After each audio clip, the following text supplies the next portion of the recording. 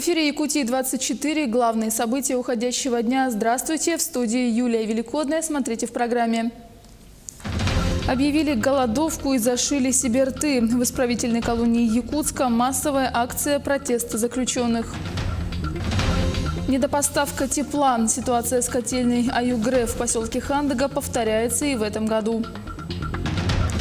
Всерьез взяться за сферу инвестиций и бизнеса, что в списке ожидаемых мер инвестиционного послания по поддержке предпринимателей. 7 районов Якутии свыше 90% укомплектованы врачами. Сколько медиков привлечено программой «Земский доктор». Незаметно для жителей Ленска дорожники расчищают от снега проезжую часть, когда можно увидеть грейдер на улицах. В Нерюнгри начался турнир по футболу памяти Виктора Кравченко. В нем принимают участие 10 команд республики и Амурской области.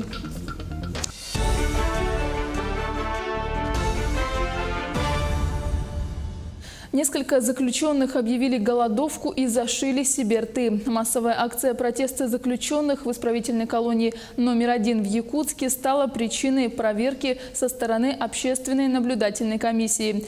Причиной такого поступка заключенные назвали тяжелые условия пребывания в колонии. Там 4 осужденных по разным статьям, да, прошили себе рты. Они не согласны условиям содержания, что у них до сих пор не выдана зимняя одежда, на прогулки на каждый день не выводят, и избиением сотрудниками. По итогам проверки отправлено письмо, рекомендации, да, управления УФСИНа по Республике Саха-Якутия, прокуратуры Республики Саха и Общественной палаты России и управление УФСИН России. Все жалобы заключенных взяты на особый контроль со стороны омбудсмена. Уполномоченная по правам человека в республике Сардана Гурьева организовала личный прием граждан, и все жалобы находятся на ее контроле. Также параллельно проводится проверка прокуратуры. В ходе проверки всем заключенным оказана необходимая медпомощь. Мы внимательно ознакомились с условиями содержания. То есть я посетила каждую камеру, где находятся люди, которые сегодня объявили голодовку, и которые, значит, мы увидели факты, то, что они себе сами зашили рот. Значит, и, конечно, мы внимательно с каждым человеком поговорили. И практически их более 20. Жалобы у них основные касаются того, что, значит, холодно, в местах, где они содержатся, значит, поэтому определенно идут замеры температур. Во-вторых, то, что несвоевременно выдается зимняя одежда, значит, отсутствует прогулка.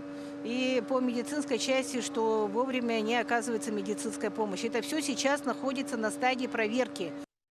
Ситуация с котельной в поселке Хандага, которая прошлой зимой работала на грани и доставляла массу проблем как жителям райцентра, так и работникам филиала ГУП ЖКХ, начинает повторяться. Хотя зима еще не полностью вступила в свои права. Продолжит Нина Ханарова. Котельная Аюгре всю прошлую зиму не давала покоя жителям и работникам ЖКХ, постоянно преподнося все новые сюрпризы. Из-за некачественного угля механизированная котельная вынуждена была перейти в ручной режим работы. В этом году ситуация повторяется. Жители продолжают мерзнуть и платить за услуги в полном объеме. Я работаю в общежитии техникума, у нас на первом этаже тоже очень холодно. Люди работают там и пожилые, очень холодно. Я не знаю, что там они топят, кого топят. И когда мы будем нормально работать в тепле и жить тоже, приходим домой и греемся в ванной, чтобы согреться. Это ненормально. Также жалуются на холод в квартирах с начала отопительного сезона и жители села Теплый Ключ. Температура на подаче 59 градусов, а на обратке 46, при норме 65-54. Это при том, что еще не было достаточно низких температур. Сравнительно новая котельная дает постоянные сбои в работе механики. Первая проблема – это качество угля. Большой процент руды в угле. В связи с чем при эти данные котельные у нас две механизированная подача топлива в топке. И в результате того, что При прохождении стокеров порода не может измельчиться, разломаться, она застревает в этом, соответственно, выводит из строя все это технологическое оборудование. Население Хандаги надеется на запуск строящейся новой котельной, которую должны сдать в декабре. А вот на что надеется жителям села Теплый Ключ, неизвестно. Нина Ханарова, Мария Винокурова, Тампонский район. Армянская диаспора в Якутске сегодня поминает жертв трагедии, которая произошла 30 лет назад. От серии подземных толчков за 30 секунд пострадал 21 город, а также 350 сел Армении. По подсчетам специалистов, во время землетрясения в зоне разрыва земной коры была высвобождена энергия, эквивалентная взрыву 10 атомных бомб. В результате стихийного бедствия, по официальным данным, погибли 25 тысяч человек, 140 тысяч стали инвалидами, а 514 тысяч человек лишились крова. В Якутске в армянской церкви зажигают свечи в день памяти. У многих из них тогда погибли родные, близкие и друзья. Сегодня фильм покажут, фильм «Землетрясение», который его без слез невозможно смотреть от начала до самого конца. Это действительно нормальный человек без слез не может смотреть этот фильм. И я помню этот день, в 1988 году, 7 декабря, без 20:12, 11:40. Я был тогда в городе Гюмри. Наш дом пострадал, не развалился, но он был непригоден. Я думал, как выбежал супругой на улицу, я думал, что это конец света, потому что ничего абсолютно не видно было, все было в тумане, в пыли, земля под ногами, как вода волной, волна есть, так земля так ходила, как, волной ходила под ногами. В предстоящем году в Якутии планируют всерьез взяться за сферу инвестиций и бизнеса. Сокращение сроков оформления документов, создание привлекательной инвестиционной среды, развитие государственно-частного партнерства. Это небольшой список ожидаемых мер по поддержке предпринимателей, отмеченных Айсеном Николаевым в инвестиционном послании на 2019 год. Подробнее в материале Саргаланы Захаровой. 500 миллиардов рублей инвестиций до 2024 года. Такие задачи ставит руководитель региона Айсен Николаев перед правительством и бизнесом в своем послании. Преображение инвестсреды – дело на долгосрочную перспективу. Но начинать нужно уже сегодня, отмечается в документе. В первую очередь определены приоритетные инвестпроекты: строительство моста через Лену, кардиологического и онкологического диспансеров, Жатайской судоверфи, завода по переработке природного газа. За каждым из них закреплена персональная ответственность руководителей. В частности, Министерство экономики курирует возведение соцобъектов по государственно-частному партнерству. Мы сейчас рассматриваем предложения частных партнеров по строительству школ и объектов культуры в городе Якутске и в районных центрах республики. Всего мы сейчас рассматриваем около 10 таких объектов. В планах заключить соглашение уже в первом квартале 2019 года. В результате за короткие сроки в республике создадут еще 5000 мест в школах. В приоритете социально значимые проекты. Инфраструктура и инвестиции неразделимы. Для улучшения бизнес-климата планируют продолжить упрощать и сокращать сроки оформления важных документов для предпринимателей. Получение разрешений на строительство уже в этом году были сокращены на 48 дней, до 48 дней, но в инвестпослании говорится о том, что эти сроки можно сократить еще на 10 дней.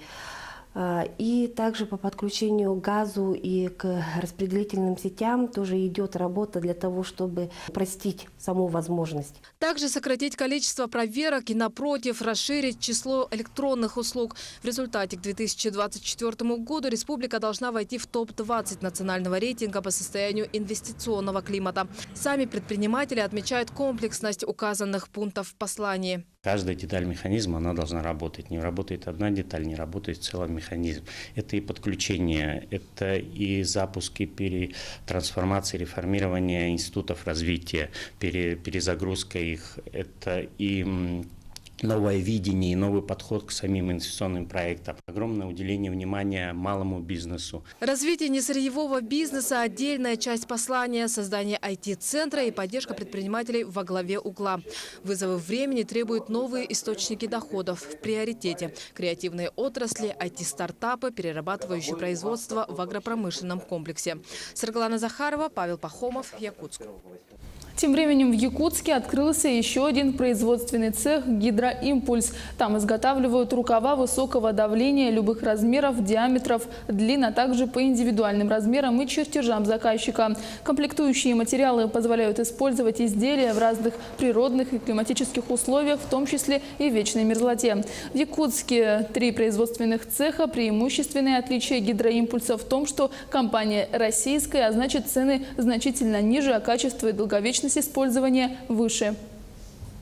Наши рукава высокого давления выгодно отличаются от конкурентов тем, что вся резина под брендом «Гидроимпульс» идет с морозостойким эффектом до минус 55 градусов. Наши рукава выгодно отличаются ценовым предложением.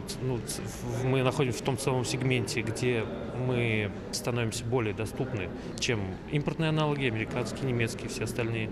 При этом наш срок службы, он равен, а то и превосходит импортные аналоги. На международном форуме «Арктика. Настоящее и будущее» Денис Белозеров поднял вопросы реконструкции морских портов. Зампред правительства Якутии отметил необходимость развития транспортной инфраструктуры. В Якутии это в первую очередь реконструкция портов Текси и Зеленый мыс и продолжение строительства участка дороги Зеленый мыс – граница Чукотского автономного округа.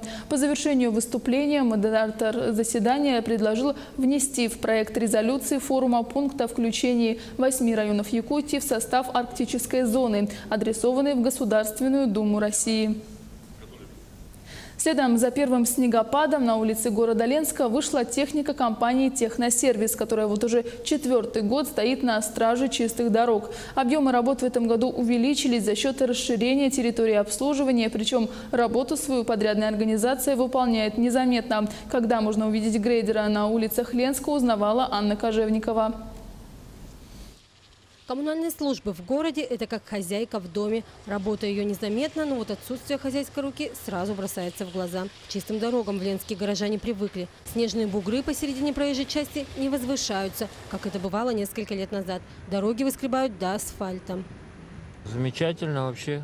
Очень нравится. Хорошо чистят. Вы вот много ездите, да? Да. Есть какие-то, может, трудные участки? Нет, вообще. В этом вообще году снега мало, и чистят тоже заметно.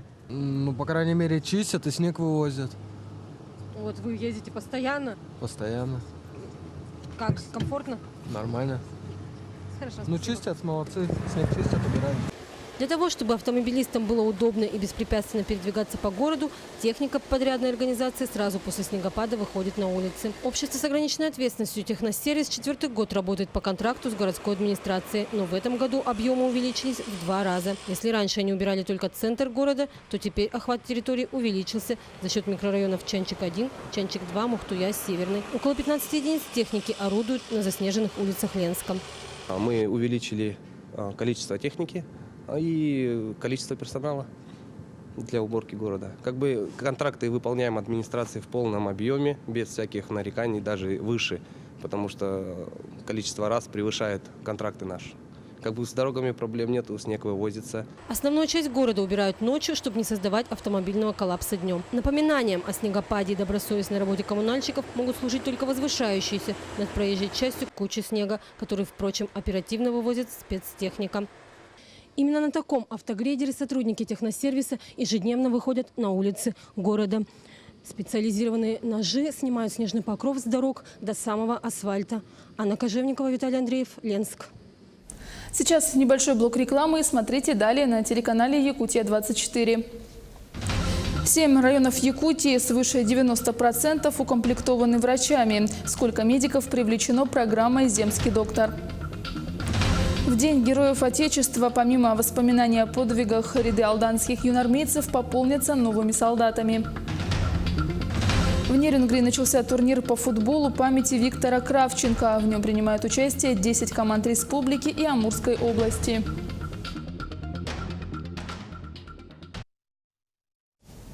В эфире «Итоги дня» мы продолжаем. Малые города Якутии охвачены программой «Земский доктор». За 6 лет по федеральной программе привлечено на работу в сельские населенные пункты, поселки городского типа и малые города 728 врачей. Решаются и вопросы по обеспечению учреждений здравоохранения на местах фельдшерами с 2015 года. В районы республики направлено 47 специалистов. По информации Министерства здравоохранения республики, свыше 90% укомплектованности врачами наблюдается в Амгинском, Горном, Мегино-Кангаласском, Намском, Татинском, Чурапчинском и Вено-Бутантайском районах. Выше среднереспубликанского показателя укомплектованность в Нюрбинском, Оленёкском, Момском и Хангаласском районах. 1,5 миллиона рублей за возможность видеть. Ваня Шайков родился с врожденной атрофией зрительного нерва. В 1,5 месяца ему сделали операцию, но после 3 лет зрение стало снова стремительно ухудшаться. Диагноз поставили очень сложный. Единственная клиника, которая способна помочь ребенку, находится в Сеуле. Подробности далее. Твоя любимая? 4-летний Ваня с интересом рассматривает увлекательные книги. Как и все дети, он любит получать подарки, искренне проявляя эмоции. Ваня старается рассмотреть все вокруг, хотя ему это непросто.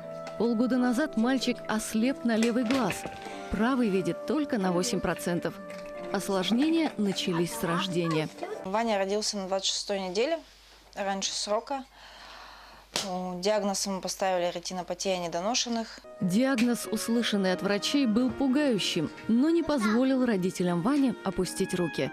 После многочисленных поисков и консультаций было получено согласие на обследование и лечение в одной из южнокорейских клиник. Но сумма, необходимая для лечения Вани, огромна, и родителям мальчика самим ее не собрать. Несмотря на трудности, семья не теряет надежды на лучшее. Что касается Вани, то, конечно, чтобы хоть как-то помочь со зрением, излечить это дело все. Технологии не стоят на месте чуть. Будем надеяться.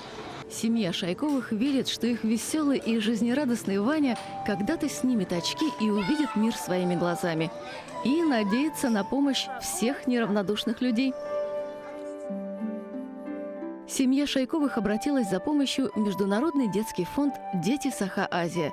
Денежные средства можно перечислить в фонд по указанным реквизитам, а также можно совершить перевод лично маме мальчика Екатерине по номеру телефона или на банковскую карту. Семья Шайковых благодарит всех, кто откликнется на призыв о помощи. К другим темам. Якутский сельскохозяйственный техникум отметил 100-летие. На торжественном вечере, посвященном вековому юбилею учреждения, собрались педагоги, студенты, выпускники разных лет. Коллектив техникума поздравил председатель правительства республики Владимир Солодов. Он вручил благодарность коллективу от имени главы. Также за заслуги в развитии профессионального образования отличившимся работникам присвоили звание «Заслуженный работник образования» и «Заслуженный учитель Якутии». За вековой период техникум выпустил около 16 тысяч специалистов среднего звена. Сегодня студенты обучаются по 12 специальностям. Техникум принимают активное участие во всероссийском олимпиадном движении. Большое значение, внимание уделяется совершенствованию материально-технической базы техникума. И в последние годы техникум приобрел комплекс машин, и ребята наши летом участвуют в заготовке сена, тем самым закрепляют свои профессиональные навыки. Статистика происшествий и несчастных случаев, связанная с пиротехникой, в стране не уменьшается. Петарды, бенгальские огни и даже безобидные хлопушки могут испортить праздник и привести к больничной койке. Наши коллеги расскажут, какие меры безопасности необходимо соблюдать, чтобы не пополнить число пострадавших. Фейерверки, петарды, бенгальские огни – это далеко не весь боевой арсенал Нового года. Любая пиротехника, будь это многоразрядный фейерверк или обычная хлопушка, таит в себе угрозу. Испортить праздник может низкое качество изделия или неправильное использование. Использовать пиротехнику на открытом пространстве, где есть площадки, не поблизости к домам, да, тем более уж не из балкона. Потому что, как правило, с балкона то обязательно упадет куда-нибудь чужой балкон. Минимум на расстоянии вытянутой руки надо пользоваться. там, и ее ложить на снег или на землю просто. И при приобретении пиротехнических изделий нужно смотреть, чтобы инструкции были именно на русском языке. Бенгальские огни и хлопушки осторожно, но допустимо использовать в помещении. Остальную пиротехнику зажигать нужно строго на улице. И то при обязательном соблюдении правил безопасности. Пренебрежение ими пополняет печальную статистику новогодних происшествий в стране. Мы решили провести свой эксперимент. В обычную перчатку кладем на вид безобидную новогоднюю петарду, чтобы сымитировать взрыв.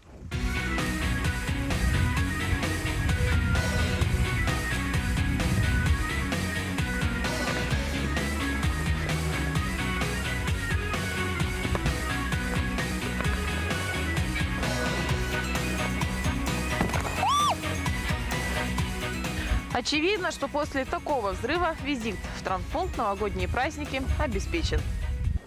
При встрече 2018 года в Ленском районе несчастных случаев и происшествий с использованием пиротехнических изделий спасатели и медики не зафиксировали. Но впереди очередной Новый год, и специалисты признаются, менять благоприятную статистику не очень хочется. Марина Крутихина, Олег Соснин, телеканал «Алмазный край». В Нерингре начался турнир по футболу памяти Виктора Кравченко. В нем принимают участие 10 команд с республики и Амурской области. Каждая игра будет проходить на половину поля, 2 тайма по 30 минут. Победителя определят по наибольшей сумме набранных очков. На протяжении более 20 лет турнир пользуется большой популярностью у спортсменов и болельщиков. Он помогает выявить сильнейших и способствует укреплению дружественных спортивных связей между регионами Дальнего Востока. Как говорят сами ветераны этого спорта, футбол разлюбить невозможно. Поэтому они продолжают участвовать в соревнованиях, зарабатывая награды.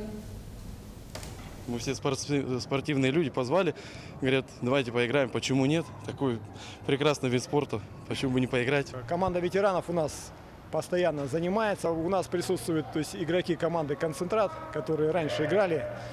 И мы участвуем в турнирах, когда нас приглашают. Возраст пенсионный подняли, и мы тоже еще в строю. Если ты пришел в футбол, мне кажется, это уже навсегда. Тут другого ничего нельзя придумать. 9 декабря в России отметят День Героев Отечества. Эта памятная дата была установлена Государственной Думой Российской Федерации в январе 2007 года. В этот день, помимо воспоминаний о подвигах наших соотечественников, чествования героев, ряды алданских юнармейцев пополнятся новыми солдатами. Руслан Павлов продолжит. Юная армия Алданского района готовится пополнить свои ряды. Уже сегодня она насчитывает более сотни мальчишек и девчонок из школ города Алдана. На этот раз красные береты оденут рекруты из других населенных пунктов района. У нас ориентировочно будет в пределах 30 человек, потому что кроме тех юнармейцев, которые алданские наши, у нас впервые за все время будут приниматься юнармейцы ленинские, будут приниматься юнармейцы Стамота и, возможно, скоро Наха. Повышенный интерес к юнармии у девушек. Их не пугают физические нагрузки и трудности строевой подготовки. Более того, в своем стремлении к перфекционизму в военном деле девчонки по некоторым дисциплинам опережают мальчишек. Потому что это интересно и здорово. И сейчас для девочек быть военным очень престижно. В канун празднования Дня Героев Отечества к юноармейцам в гости пришел Виктор Лейченко, участник боевых действий во Вьетнаме. Официально контингент советских войск в этой войне не участвовал, но помощь вьетнамским товарищам оказывал. У меня на экране вся Юго-Восточная Азия. Авианосец стоит американский, Лаос, Камбоджа, все. И видно, откуда самолеты вылетают. Свою медаль за боевые заслуги Виктор Лейченко получил за успешную боевую операцию, которая до сих пор не до конца рассекречена. Нас награждали в декабре где-то 65-го. Очень много мы самолетов оттуда свалили, американцев. Героем Виктор себя не считает, просто выполнял долг, причем брали во Вьетнам только добровольцев.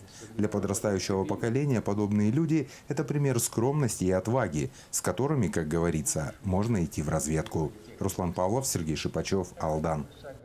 Оставайтесь в курсе главных событий с Якутии 24.